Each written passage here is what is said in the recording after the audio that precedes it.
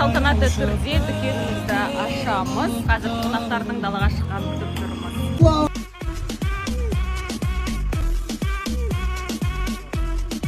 Дайынбыз.